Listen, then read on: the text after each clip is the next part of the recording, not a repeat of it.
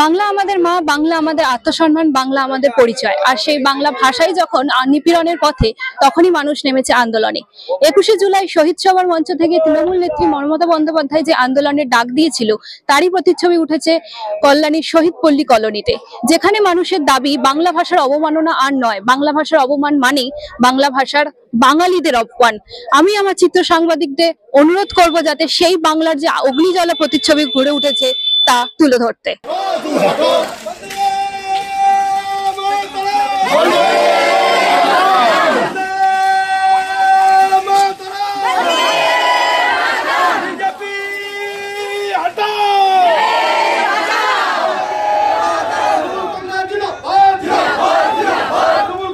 কর্মীদের কাছে অনুরোধ করছি, আমাদের কাছে ব্যানারটাই আজকে যে মিছিলের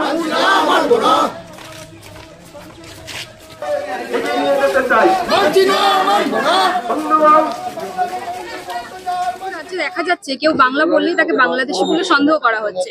আপনার কি মনে হয় এটা শুধু ভাষাভিত্তিক বৈষম্য নয়, বাঙালিদের উদ্দেশ্য প্রণীত কোনো অপমান?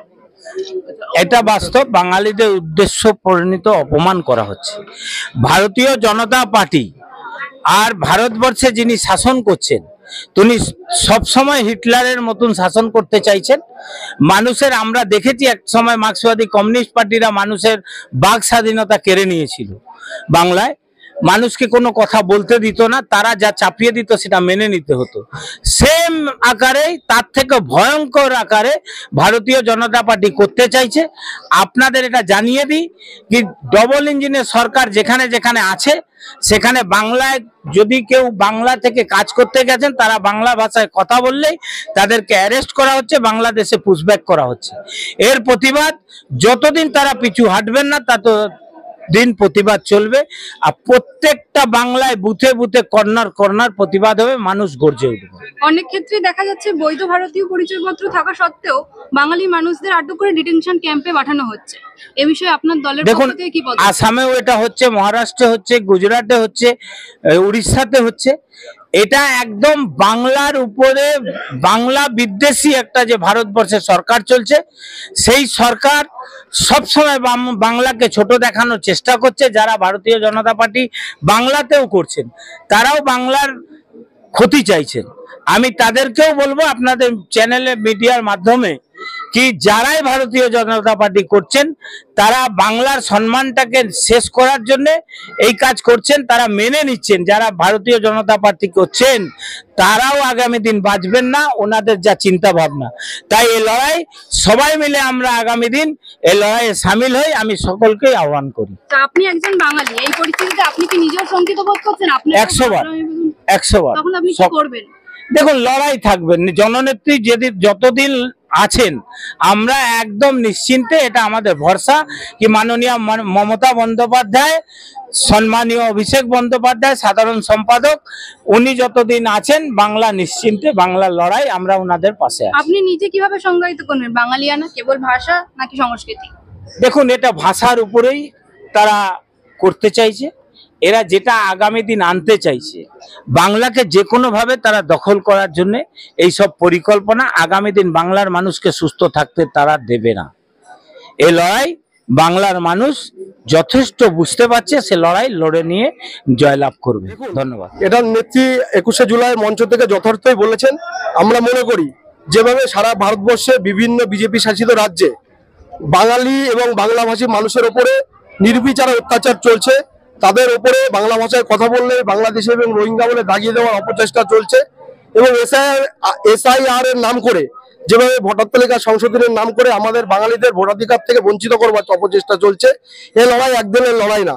নেত্রী যথার্থই বলেছেন, এই লড়াই আমরা শুধু নির্বাচন পর্যন্ত নয়, যতদিন না পর্যন্ত বাঙালিদের উপরে বিজেপির অত্যাচার বন্ধ হবে, আমরা এই লড়াই চালিয়ে যাবো। এবং এই লড়াই যত তীব্রতর আজকে দেখলেন, এর থেকে তীব্রতর লড়াই আগামী দিনে আমরা এগিয়ে নিয়ে যাবো, এটা আমরা পরিষ্কারভাবে আপনাদের বলতে পারি।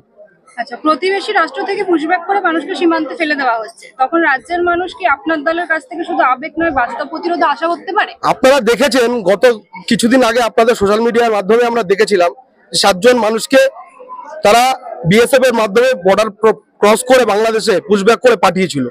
আবার আমাদের নেত্রী মমতা বন্দ্যোপাধ্যায়, মুখ্যমন্ত্রী মমতা বন্দ্যোপাধ্যায়ের উদ্যোগে এই বিএসএফ তারা আবার বাধ্য হয়েছেন তাদেরকে বাংলাদেশকে ভারতে ফিরিয়ে আনার জন্য।